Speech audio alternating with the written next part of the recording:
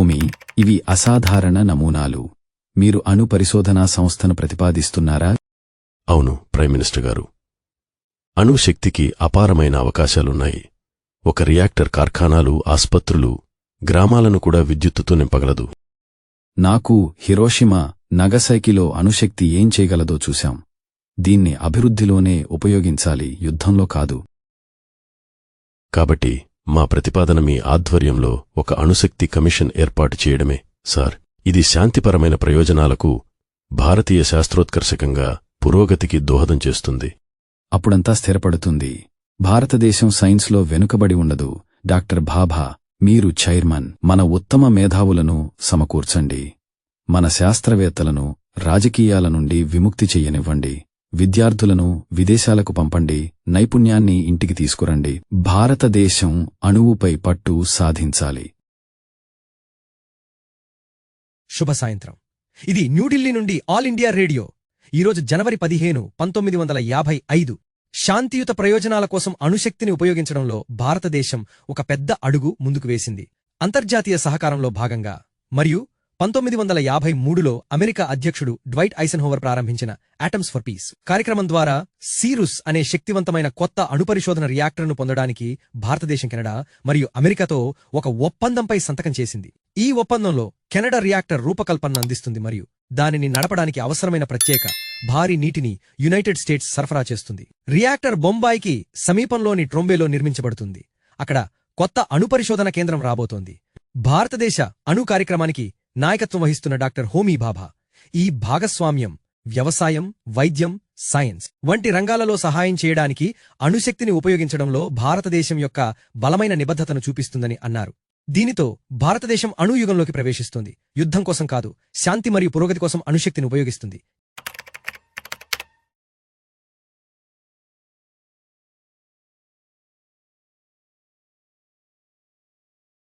ఈ reactor medical ఇసోటోప్స్ను సిద్ధం చేయగలదు, ప్రైమ్ మినిస్టర్ గారు. అలాగే అణు ఇంజనీర్ల శిక్షణ కూడా ఇవ్వగలదు. చాలా బాగుంది. భారత్ దిశగా వేగంగా ముందుకు సాగుతోంది. నేను ముందుగా చెప్పినట్టే శాంతి కోసం అణువులు.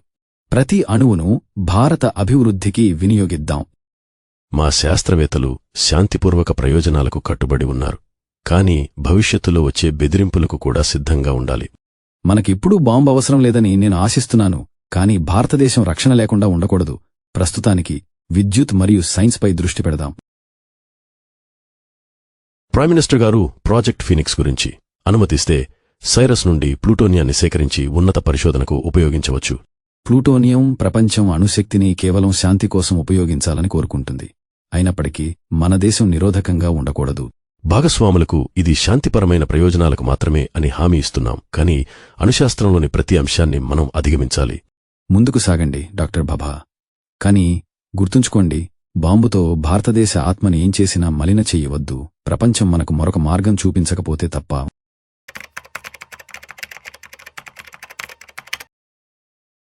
భారతదేశం డాక్టర్ భాభాను కోల్పోయింది. కాని మన శాస్త్రవేత్తలు ట్రోంబేలోని రియాక్టర్లు నిశ్శబ్దంగా ప్లూటోనియంను శుద్ధి చేస్తున్నాయని నాకు చెప్పారు. మనం ఆయన పనిని కొనసాగించడానికి సిద్ధంగా ఉన్నారా? మేడం, సుమారు 75 మంది శాస్త్రవేత్తల గుప్త బృందం కోర్ డిజైన్ను తయారు చేసింది. పరికరానికి కావలసిన ప్లూటోనియం మాకు సిద్ధంగా ఉంది. ఇంప్లోషన్ డిజైన్ దాదాపు పూర్తయింది. ఇది పూర్తిగా రహస్యంగా ఉంచాలి.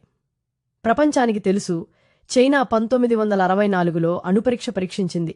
భారత్ సిద్ధంగా ఉండాలి. ఈ ప్రోగ్రాం నా వ్యక్తిగత పర్యవేక్షణలో కొనసాగుతుంది. అవును, ప్రైమ్ మినిస్టర్ గారు.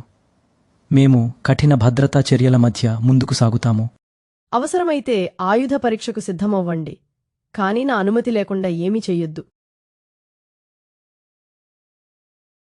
Nuclear non proliferation treaty NPT 1968లో ప్రవేశపెట్టబడింది. ఇది కేవలం 5 దేశాలను మాత్రమే అణ్వాయుధాలను ఉంచుకోవడానికి అనుమతిస్తుంది. United States, Russia, Britain, France మరియు చైనా మనతో సహా అన్ని ఇతర దేశాలు అణుపరీక్షలు చెయ్యకూడదు అని చెబుతున్నారు. కాబట్టి వాళ్ళు బాంబులనుంచుకుంటారు మరియు మనల్ని బలహీనంగా ఉండమని చెబుతున్నారా? అవును, ప్రధానమంత్రి గారు. అప్పుడు ప్రపంచానికి చెప్పండి, భారతదేశం అలాంటి అన్యాయమైన ఒప్పందంపై సంతకం చెయ్యదు. ప్రైమ్ మినిస్టర్ గారు యుఎస్ యుద్ధనౌక దళం ఎంటర్ప్రైజ్ బంగాళాఖాతం వైపు ప్రయాణిస్తోంది. వారు మనపై పర్యవేక్షణ పెడుతున్నారు. ఈ యుద్ధం అంతర్జాతీయ దృష్టిని ఆకర్షించింది. మేడం, అణ్వాయుధ మిత్రదేశాలు అగ్రరాజ్యాలను అడ్డుకుంటాయి. యుద్ధం కొనసాగితే మన శాస్త్రవేత్తలు సంకేతాత్మక పరీక్ష చేయాలని సూచించవచ్చు. కాని ఇప్పుడే కాదు, మొదట మనం ఈ యుద్ధాన్ని ముగించాలి.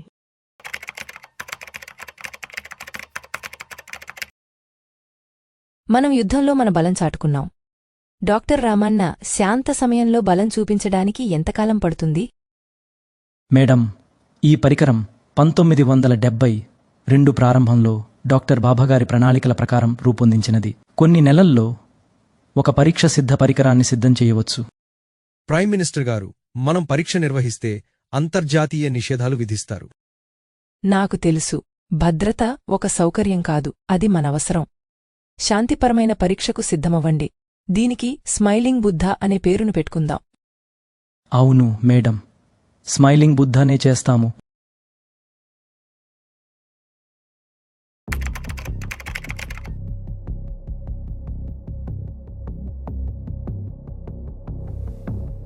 అన్ని జట్లు సిద్ధంగా ఉన్నాయి.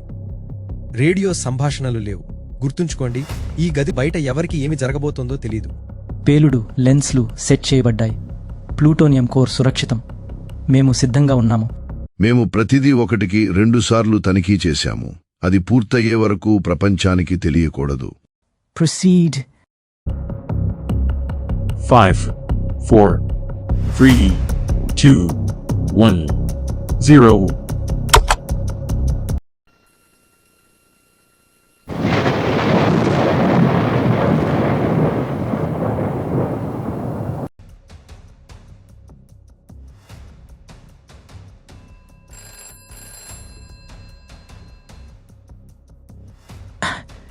Prime Minister, the Buddha has smiled. ధన్యవాదాలు డాక్టర్ రామన్న. జట్టు భద్రతను నిర్ధారించండి. మేము ప్రపంచాన్ని చూసుకుంటాము.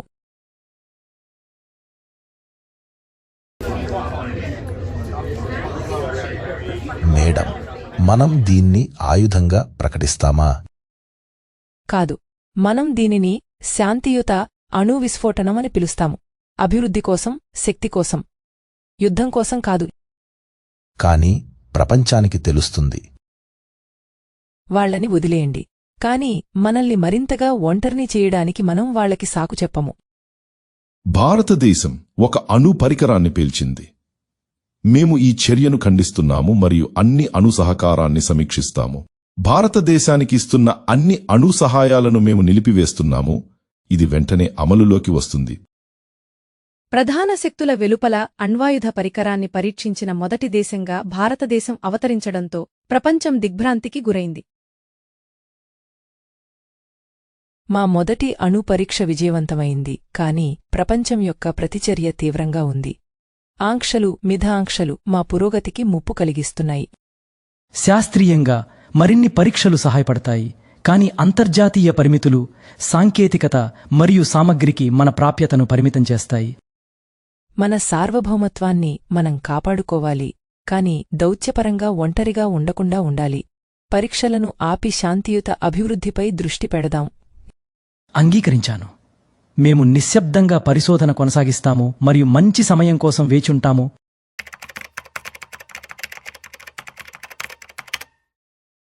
సార్, పరీక్షలు వేసవి కాలంలోకి షెడ్యూల్ అయ్యాయి. పరికరాలను రహస్యంగా తరలించాలి. CIA శాటిలైట్లు సరిహద్దును పర్యవేక్షిస్తున్నాయి. కాబట్టి మన శాస్త్రవేత్తలు సైనికుల దుస్తులు వేసుకుని పరీక్షలు నిర్వహించాలి. సరే, బాగుంది. రహస్యత కోసం కోడ్ పేర్లను వాడుకుందాం. సమయం వచ్చిన వెంటనే చెప్పండి. ఆపరేషన్ శక్తితో మనం విజయాన్ని సాధించాలి. మేము తప్పకుండా విజయాన్ని సాధిస్తాము సార్.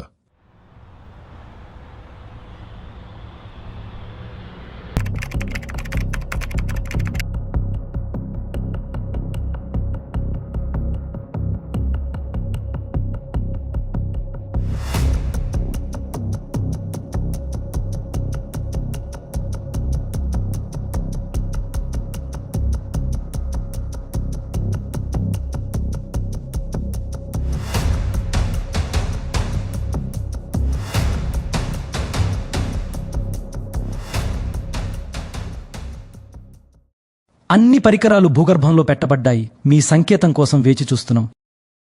ఈ మధ్యాహ్నం 3:45 గంటలకు మేము వాటిని ఒకేసారి పేల్చుతాము. 5, 4, 3, 2, 1.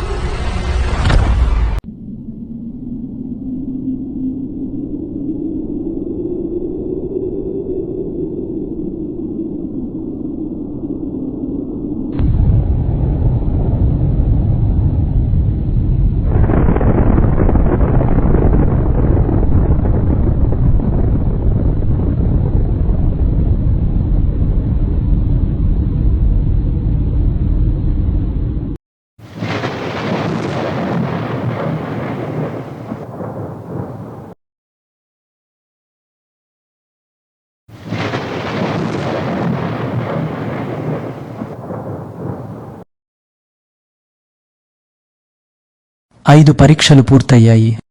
భారత్ తన సామర్థ్యాన్ని నిరూపించింది.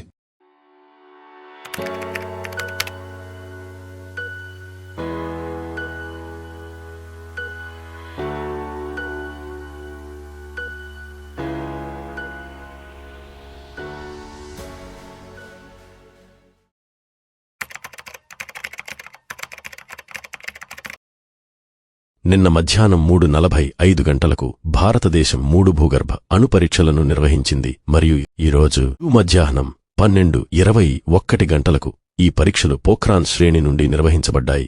ఈ విజయవంతమైన పరీక్షలను నిర్వహించిన శాస్త్రవేత్తలు మరియు ఇంజనీర్లను నేను హృదయపూర్వకంగా అభినందిస్తున్నాను. మేము అహంకారాన్ని పరీక్షించుకోలేదు, భద్రతను కూడా పరీక్షించుకున్నాము. మా ప్రభుత్వ నిగ్రహాన్ని మేము స్వాగతించాము, కాని దశాబ్దాలు మాకు నేర్పించాయి. స్వతంత్రాదాయం మా కవచం, మా విధానం కనీస విశ్వసనీయమైన నిరోధక శక్తి. No first use. అణ్వస్త్రం లేని దేశాలకు ముప్పు ఉండదు. ఆంక్షలు వస్తాయని మాకు తెలుసు, కాని భారతదేశం బలంగా నిలుస్తుందని మాకు తెలుసు. ప్రపంచం తెలుసుకోవాలి, భారతదేశం తీసుకునే నిర్ణయాలు మా సొంతం.